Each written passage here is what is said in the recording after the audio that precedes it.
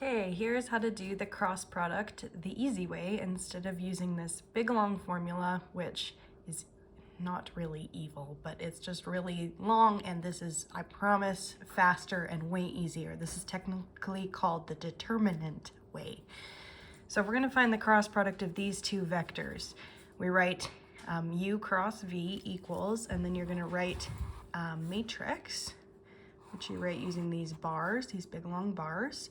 And then you write I, J, K, which remember I is just the vector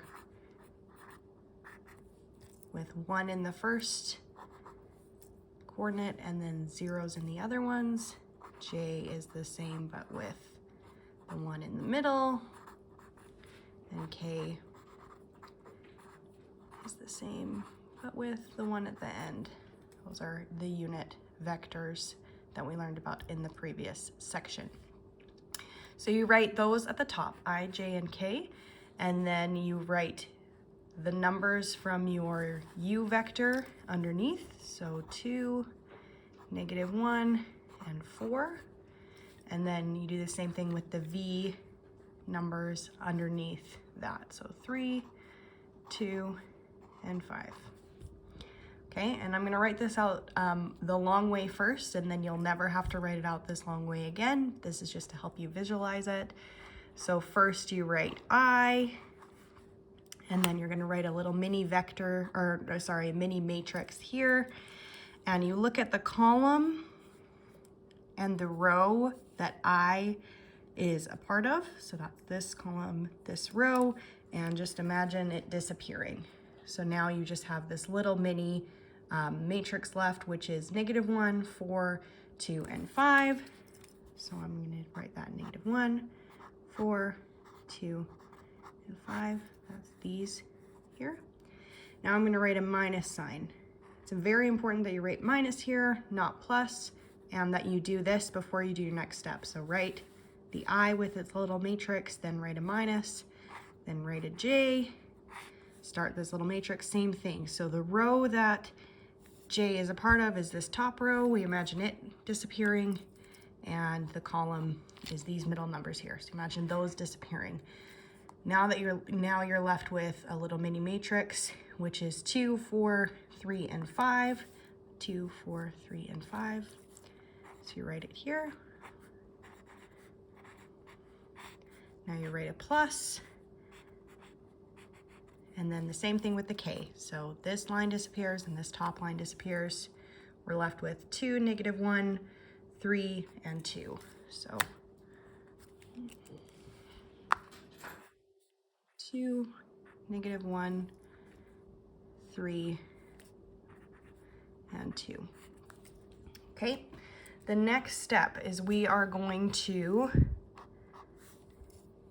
determine this little matrix here. What you do is you times those numbers and then you subtract them. So start over here. -1 times 5 is -5. Let's not forget our I here. Write the I down first. Then do -5, then subtract the product of those two. So 4 times 2 is 8, and then close your bracket. Write your minus J. Now do 2 times 5 is 10, minus 3 times 4 is 12. Now plus, do your K. This pencil keeps breaking. 2 times 2 is 4, minus 3 times -1 is going to be -3. Now we can do what's in the brackets there. -5 minus 8 is -13. Minus 10 minus 12 is going to be -2. And then plus 4 minus -3, so that's the same as +3. It's going to be 7 there. Now let's put these, make sure that the signs are correct. So we're gonna do, I'm just gonna move the numbers out to the front. So we have negative 13i, that'll be a positive 2j plus 7k. And if you want to write this as just a vector, it would be just the coefficients of that. Now, once you've done it this way once, you can start just visualizing it without some of these middle steps. So if I was going to do the exact same question, I'll show you how to do it without the middle steps.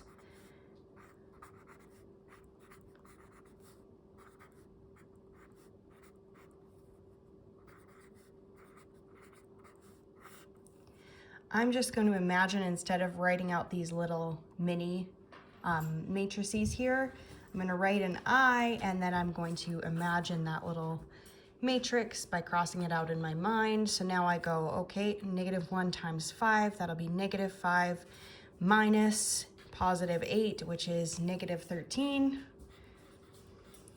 Write my minus and my j. Don't forget to write that as a minus. Cover those. We have a 2, 4, 3, 5, so I'm going to go, that's 10. 2 times 5 is 10. Minus 12, that'll be -2. Plus 2 times 2 will be 4. Minus 3 times -1, so minus -3, that'll be +3. So that'll be 4 plus 3 is 7.